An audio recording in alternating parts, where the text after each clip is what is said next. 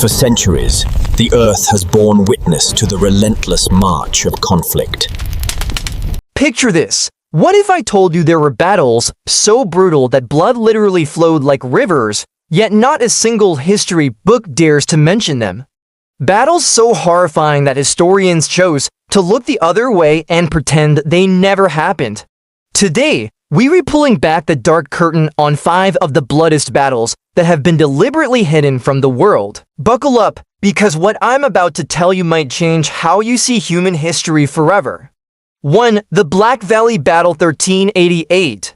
Picture 80,000 Mongol warriors facing off against 70,000 Turkish soldiers in a battle that raged for 11 straight days without pause. Nobody knows who threw the first punch, but everyone knows how it ended. Day 1, both armies fought with honor, still following the warriors' code of war. Day 2, signs of unusual cruelty started creeping in. Day 3, commanders began losing control of their troops. Day 4, the battle morphed into an uncontrolled mass slaughter. By day 5, there was nothing left you could call honorable warfare. What happened was savagery that crossed every line of humanity. Soldiers started using enemy heads as soccer balls. They built pyramids from skulls, still dripping with blood. Refugee children became human shields. On day 8, even the war horses refused to advance because the ground was too slippery with blood. Day 9, both sides started eating the flesh of dead enemies because they'd run out of supplies. Day 10, only 12,000 remained from the original 150,000 warriors. Day 11, the battle ended not because someone won, but because there was nobody left to fight. The valley was later named Black Valley because the soil turned pitch black from the dried blood. To this day, locals say nothing can grow in that valley. 2. The Ghost Island Massacre 1704. Fast forward to the 18th century. We're talking about the most horrific sea battle in history. This went down on a tiny Caribbean island that doesn't exist on any map today. 3 of the biggest pirate fleets of that era accidentally met at the same island. Edward Ironhand's fleet with 45 ships. The fake Blackbeard's fleet, not the real one, with 38 ships. And a mysterious fleet led by someone known only as Captain Red with 52 ships. What should have been peaceful negotiations turned into an uncontrolled 3-way war. Imagine 135 warships battling it out in an area only 10 kilometers wide. Cannons thundered non-stop for 72 hours, the ocean turned blood red.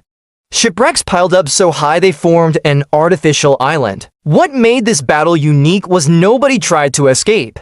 Every captain swore to fight to the death, and boy, did they keep that promise. By day 3, only 7 ships remained from the original 135, but they kept fighting. The most horrific part was what they did to prisoners. Pirates started throwing live captives to the sharks as bait. They used prisoners as human cannonballs. Children became messengers in the middle of battle. When the fighting ended, only 1 ship remained with 23 survivors. They were all completely insane. The island sank in an earthquake 3 days after the battle ended. Historians believe the universe deliberately sank that island to hide the traces of what happened there. 3. The Village War that wiped out a generation 1823. Let's shift to Eastern Europe, to a small village called Krasnaya that no longer exists. In 1823, 2 major families in that village got into a conflict over land inheritance. The Volkov family with 340 members. The Petrov family with 280 members. It started as just a small dispute about property lines. But within 6 months, this conflict snowballed into a horrific civil war. What made this conflict unique was every villager had to pick a side. No neutrality allowed. Even 10-year-old kids were given weapons. Pregnant women were forced to fight. Senile elderly became spies. The fighting began in spring 1823. At first, they fought with rules. No night attacks, no poisoning wells, no harming children. But those rules got broken one by one. Month 1, they started fighting at night. Month 2, wells started getting poisoned. Month 3, children became targets. Month 4, they started burning houses with people inside. Month 5, cannibalism began. Month 6, only 47 people remained from the original 620 villagers. The most tragic part was 43 of those 47 survivors were children under 12. They were all orphans. The 4 remaining adults were all mentally disabled from trauma. Village Krasnaya was then erased from the map and turned into forest. The Russian government banned anyone from mentioning the village's name. To this day, the forest at the former village site is known as Silent Forest because no birds or animals make sounds there. For the Volcano Battle 1845. Now, we're heading to South America on the slopes of the active Chimborazo volcano. In 1845, 2 Indian tribes that had been enemies for centuries decided to settle their grudge once and for all. The Shore tribe with 2,000 warriors. The Ichwar tribe with 1,800 warriors. They chose to battle on the volcano's slope because they believed their ancestors' spirits would witness. What they didn't know was the volcano was about to erupt. The battle began at dawn with sacred traditional rituals. Both tribes danced and sang to honor their ancestors. They exchanged gifts as a sign this was honorable warfare. Then began the most brutal battle in South American history. What made this battle different was they fought with the rule that whoever retreated from the volcano would be cursed for 7 generations. So nobody could back down, not even when the volcano started showing signs of eruption. 6 a.m. small earthquakes began. 8 a.m. black smoke started pouring from the crater. 10 a.m. small rocks started falling. 12 p.m. lava began seeping from mountain cracks. To p.m. volcanic ash started falling like snow, but they kept fighting. Even when lava started flowing toward them, they refused to retreat. Warriors began fighting while dodging lava flows. They used hot rocks as weapons. They pushed enemies into lava streams. The most horrific part was when they started using volcanic ash to torture prisoners. Hot ash was stuffed into captives' eyes, noses, and mouths. For p.m., the volcano fully erupted, but surprisingly, instead of running, both tribes fought even more viciously. They believed this was a test from the gods. In that volcanic explosion, almost all warriors died. Only 23 from the Shore tribe and 19 from the Achwar tribe remained. But they still kept fighting in the middle of ash rain and lava. The battle ended when a massive lava flow engulfed both remaining tribes. Only 3 people survived, and they were all blinded by volcanic ash. The battle site is now covered by hardened lava that became black rock. Locals call the place Warriors Land and nobody dares approach it.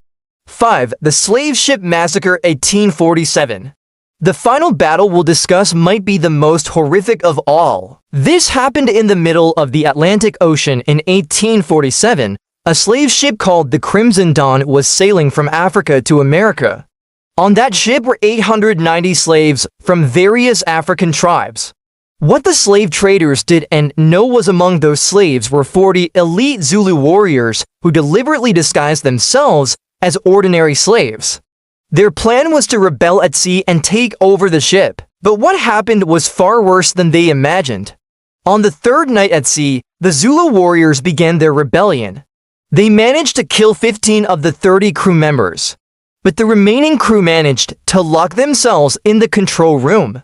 What happened next was 890 slaves trapped on a ship without a captain, without navigation, and without enough food supplies. This situation turned into a floating hell. Day 1 after the rebellion, they still tried to cooperate.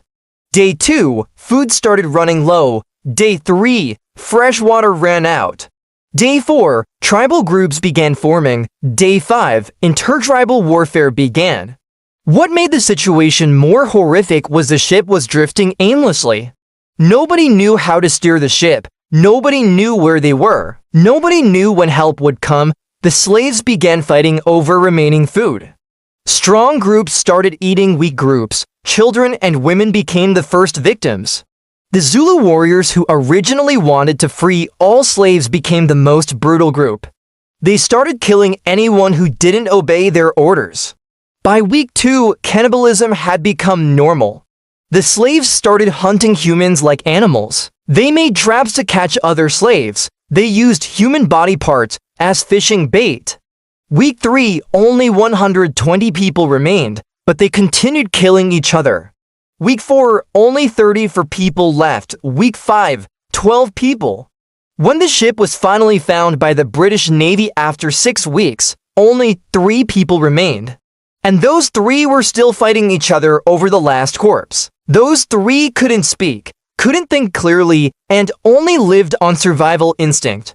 The Crimson Dawn was then sunk by the British Navy. They didn't want any trace of what happened on that ship. The 3 survivors were treated in mental hospitals until they died. They never could tell what really happened on that ship. Why is this history hidden? Now the question is, why aren't these battles in any history books? The answer is simple yet shocking. These battles were too brutal to be told to younger generations. Historians were afraid these stories would inspire new violence. They feared humans would learn from this savagery and repeat it in the future. But by hiding this history, are we really protecting future generations? Or are we actually making them unprepared to face the reality that humans have the potential to do absolutely horrific things? There's also a conspiracy theory that says major world governments deliberately hide this history. They don't want society to know how brutal humans can become in extreme situations. Because if society knew, they might start questioning the systems and authorities in place. The traces that remain, even though these stories are hidden from official history, there are still traces we can find. In Mongolia, there are still unmarked gravestones in the area once called Black Valley. Locals still forbid their children from playing in that area. In the Caribbean, some old maps show a small island that no longer exists. Divers sometimes still find old cannons at the bottom of the sea in that area. At the former site of Krasnaya village, trees grow in strange shapes, as if nature still holds the trauma of what happened there. On the slopes of Mount Chimborazo, there's an area of black rocks shaped like a battle arena. Local guides never want to explain the origin of those rocks, and in British Navy archives, there are still classified documents about a slave ship found in mysterious conditions. All these traces show that even though official history doesn't record these battles, what happened was real. But hold up, there's something I need to tell you. Something that's going to change how you view everything I just shared. What I just told you about these 5 bloody battles. All of it was reconstructed from fragments of stories scattered across various unconfirmed sources. There's no solid historical evidence for these battles. What exists are only legends, myths, and stories passed down through generations that might have changed countless times, but here's where the real truth lies. The fact that stories like these can exist, can be told, and can be believed, shows something more terrifying than the battles themselves. It shows that humans have the capacity to imagine and accept extremely extreme levels of cruelty. It shows that in our minds, there is a dark space capable of creating scenarios more brutal than reality. And the most frightening part is, even though the specific battles I told you about might not have actually happened, savagery at the same or even worse levels has occurred countless times in human history. The only difference, that real savagery is actually recorded in history books. And we've all studied it in school. The Holocaust, Rwandan genocide, Nanking massacre, Pol Pot in Cambodia, all real, all documented, and all showing that humans are indeed capable of doing things we can't imagine. So the real question isn't whether the 5 battles I told you about are true or not. The real question is, why do we more easily believe fictional stories about cruelty than face the reality of cruelty that actually happened? And what does that mean for humanity's future? Think about it. We just spent 20 minutes going through detailed stories of unimaginable brutality. Stories that I crafted to be as engaging and believable as possible. Stories that made you feel tension, horror, and fascination all at once. But when was the last time you spent 20 minutes really thinking about the Holocaust? When was the last time you deeply contemplated the Rwandan genocide? When was the last time you truly processed what happened in Cambodia under Pol Pot? We're drawn to fictional horror because it feels safe. We can experience the thrill of darkness without the weight of moral responsibility. We can be entertained by brutality without having to do anything about it. But real historical atrocities? Those require us to acknowledge that this capacity for evil exists within our own species. They require us to ask uncomfortable questions about human nature. They require us to take responsibility for ensuring such things never happen again. And that's a much heavier burden than enjoying a fictional story. So here's the final twist that might be the most disturbing of all. The fact that you were captivated by these fictional battles. The fact that you listened all the way to this revelation. The fact that part of you might even be disappointed to learn they weren't real. That tells us something profound about human psychology. We're hardwired to be fascinated by violence and brutality.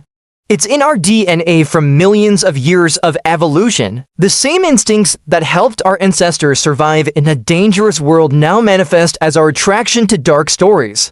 But in our modern world, this fascination can become dangerous.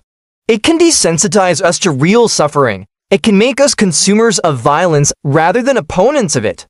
It can turn tragedy into entertainment. And that might be the most terrifying battle of all. The battle between our primitive fascination with darkness and our evolved capacity for compassion. The battle between our entertainment-seeking minds and our moral responsibilities. The battle between what captivates us and what should concern us. So the next time you find yourself drawn to stories of violence and brutality, ask yourself this question. Am I learning something important about human nature and history? Or am I just feeding a primitive appetite for darkness? Because that distinction might be the difference between becoming wiser and becoming desensitized to the very real suffering that continues to happen in our world today. The choice, as always, is yours. But now, you can't say you weren't warned about the seductive power of dark stories. And you can't say you don't know the difference between fictional fascination and historical responsibility. The question is, what will you do with this knowledge? Will you seek out more fictional darkness for entertainment? Or will you turn your attention to understanding and preventing real-world brutality? That choice will determine whether stories like the ones I just told you remain safely in the realm of fiction. Or whether they become prophecies of humanity's future.